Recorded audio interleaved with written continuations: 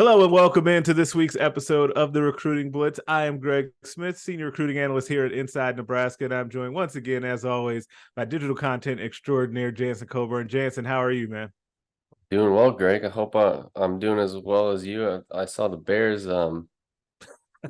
blew it again today. I'm sorry about that.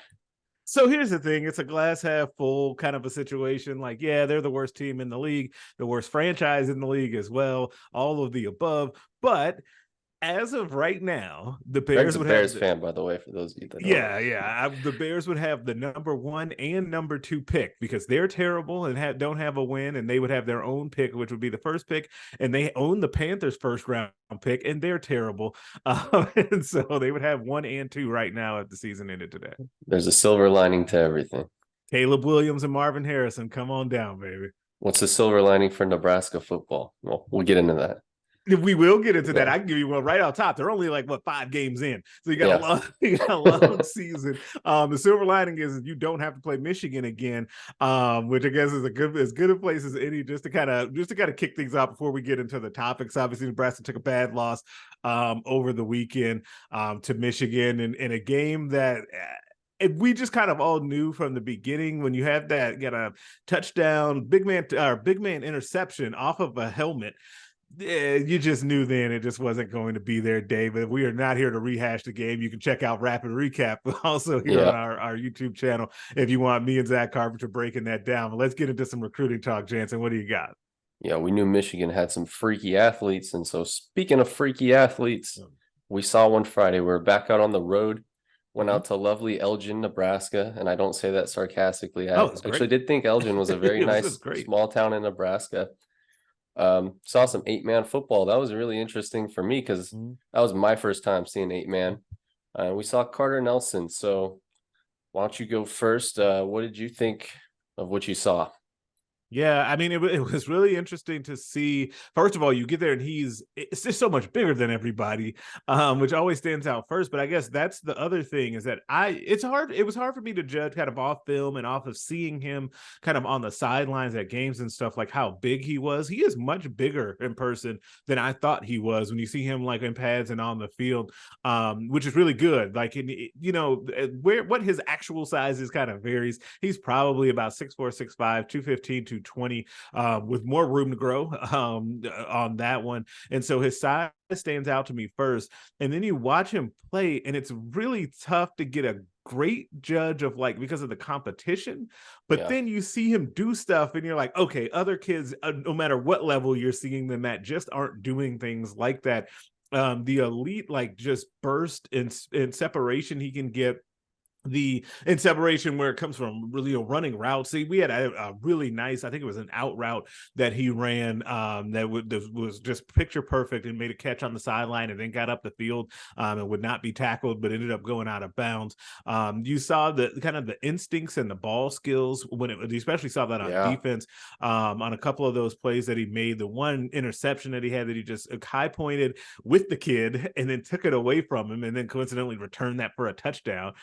You He could did see that the twice where he high pointed the yeah, ball on defense. Yeah. yeah, you could see so you could see all of the traits, and I told you while we were at the game, like it would make. I'm really curious to see him in college when he just gets to focus on one position and continue to grow with that. Because what you forget is that every school's basically recruiting him as a hybrid kind of tight end, and he doesn't really play that right. Like he Right. plays quarterback, he plays some running back, he plays some receiver, he plays a lot of defense. Like he lines up kind Kicker. of as a kicker and punter, all of it, right? And so it's just interesting. But overall, man, he's a great prospect, and very worthy and deserving of all the accolades and the high ranking that he has here at Rivals. Yeah, he passed the eye test, like you said. He's very well put together physically. He is a Mm-hmm. big kid. He's already got a good amount of muscle on his frame. I'm sure Mm-hmm. he's far from where he will end up once he's in college. And yeah, you watch him and you see the athletic ability. And I legitimately think he could play either side of the ball at a very high level in college. But with his ball skills, it's hard to say he shouldn't be a tight end. And you and I talked about how out of Nebraska's now 4 tight ends between Eric Ingwerson, Ian Flint, Keelan Smith, and now Carter. Carter is probably the most likely to stay at tight end. And I think Mm-hmm. just watching him high point the football, even on defense, you can see how that translates to playing tight end. He's super talented, and I was impressed. I don't know if you thought the same thing after watching that. Yeah, I definitely did. And it's funny because I think that it's funny because Nebraska has been on the state has been on, and I guess then over the border in Council Bluffs and Iowa have been on, but I almost count Thomas Fedoni as an in-state guy, have been on such a roll with tight ends. And I've seen now Carter Nelson, Thomas Fedoni, and then Ben Bramer last year, Micah Riley Ducker, what's the Caden Helms also at Oklahoma Mm-hmm. now. I saw all of those kids, and Carter Nelson might be the best one at this stage that I've seen. Fedoni was really Yeah, and good. that's saying something, because that's a Like lot of he really good was tight ends. just so he was so good. Yeah, and so and I thought that Bramer was very good as well. But man, Carter Nelson, the stuff that he was doing out there, it's just so different than some of those other guys. Got to factor in the competition again, but at the same time, like some of that stuff you can't teach. And I'll be fascinated to see him kind of as he goes down to an all-star game. I think he's scheduled to play in the All-American game in San Antonio. And so I would love to see him down there against like kind of the elite competition in the rest of the country. Yeah, and then one last thing I'll make sure we mention is the other amazing thing about seeing him play like that, like as well as he did, is it doesn't seem like he's going all out, like playing 100% effort. And part of that's just because he plays damn near every snap when he's playing Right. kicker and playing defense and offense. So it's funny because you'll watch him on defense for a while, and he's kind of going through the motions, and I can understand defense isn't really his forte, or it's not trying to be. But then when he wants to put in a little more effort, he can make some freaky plays, and it's like second nature. So And it's really that'll be the impressive. thing that it is very impressive, but at the same time, that'll have to be the adjustment, right? Like that's the thing that we're gonna hear when he arrives in Nebraska is, hey, like how's it going with this adjusting to the speed of the game, right? And having to be the effort that he shows on some of those wow plays, having to do that every play, will be really interesting to see him make that transition. I think it'll be fine, but it will be an adjustment right away, though. Yep, agreed. All right.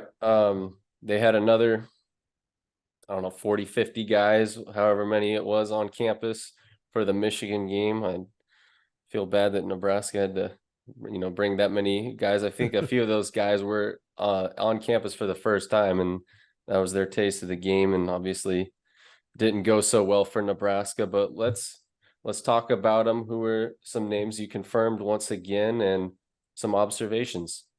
Yeah, I think that one of the things that really stood out to me about this visit list, and I'll go through some of the commits is where I want to start. So Ja'Cory Barney, Kewan Lacey, Willis McGahee the fourth, the aforementioned Carter Nelson, Daniel Kalen, Gibson, or not Gibson Powell, Mario Buford, Donovan Jones, Ashton Murphy, what's the kid, Jake Peters, like a lot of like all of those kids were here. I think there were 14 or 15 total. Caden Vermas, there were 14 or 15 total commits to Nebraska at this game, maybe the most I've ever seen at any one game. There was an Ohio State game a couple of years ago that I feel like had a bunch, but it wasn't this many.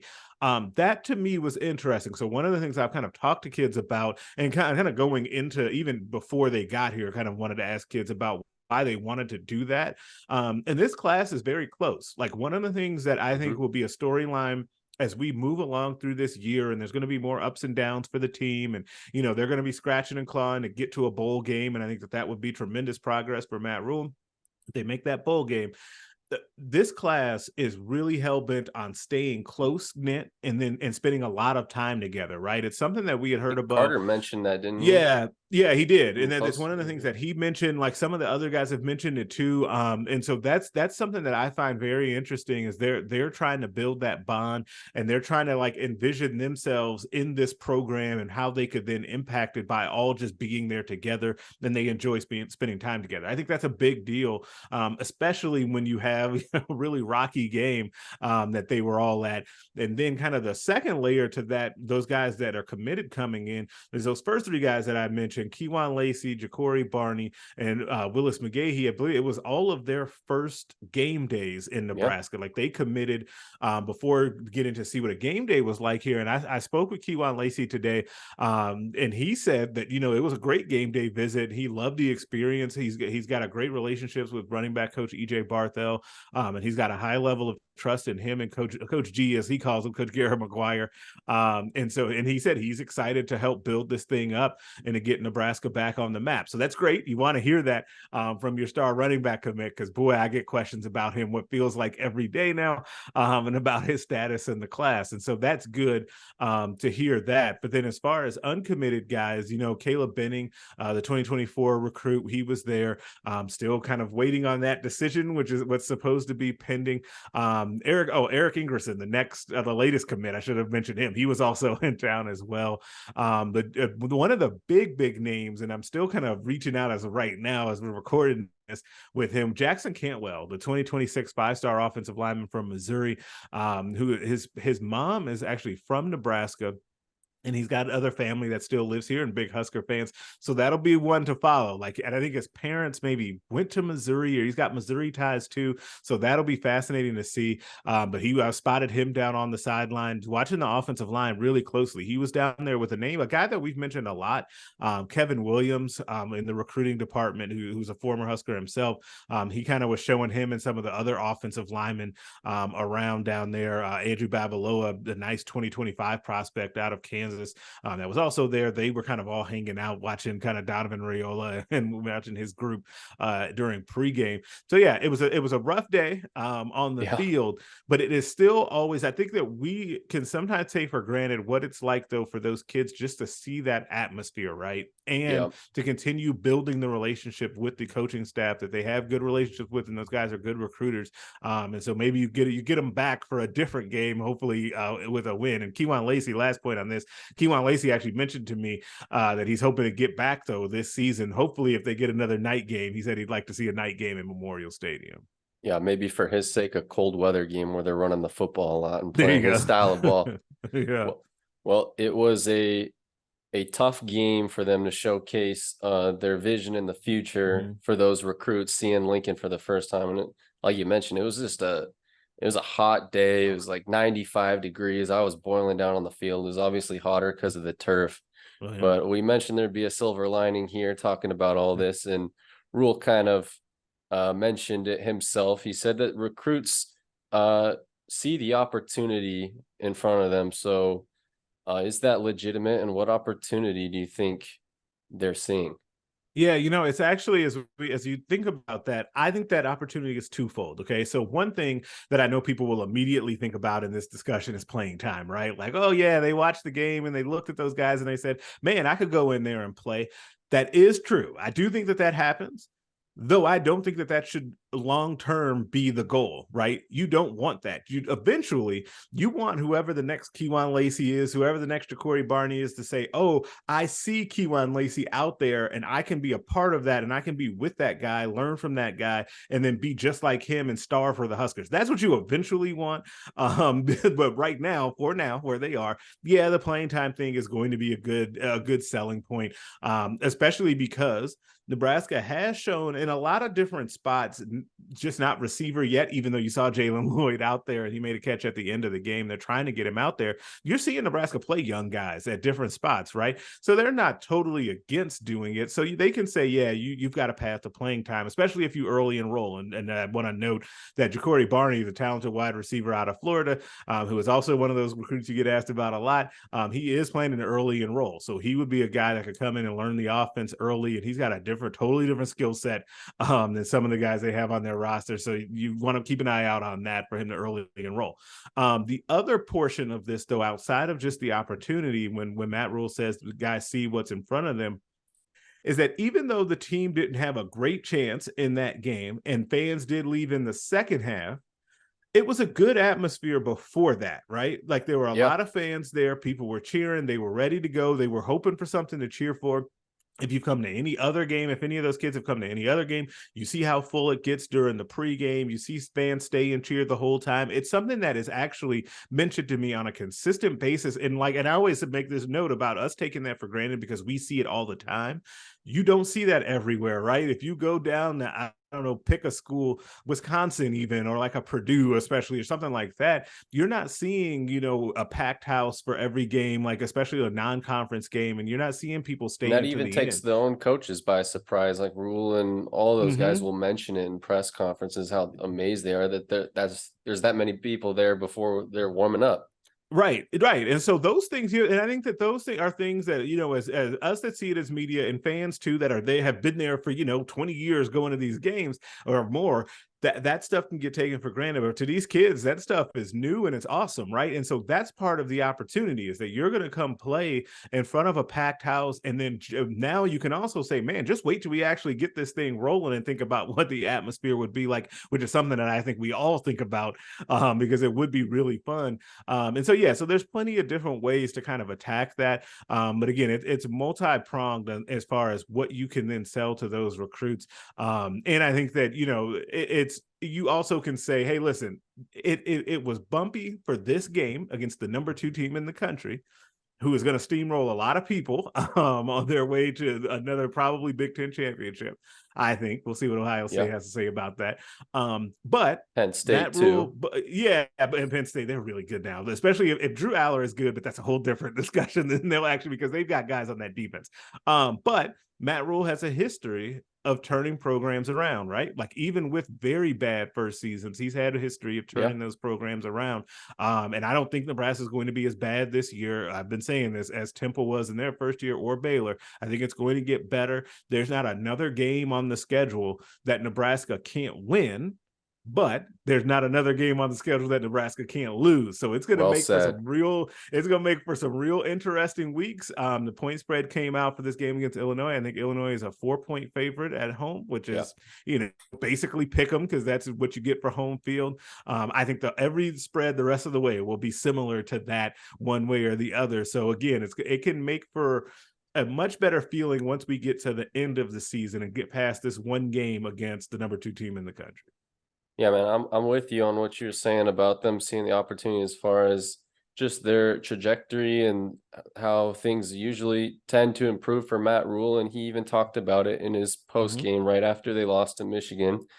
He talked, I think it was Baylor. He was telling the story about how they had gotten blown out. I think it was Oklahoma State they'd lost to, and they said, you know what, we'll catch these guys. And whether it was the next year or 2 years down the road, they did improve and they beat a lot of the teams that were beating them early. So they've got a long way to go to catch Michigan, but I think that's definitely something that they're pitching to those guys. And it does feel like while there's a lot of pessimism with the fan base, the coaches and the recruits seem to be very optimistic and see a bright future. So And I on that think note, the that's, players do too.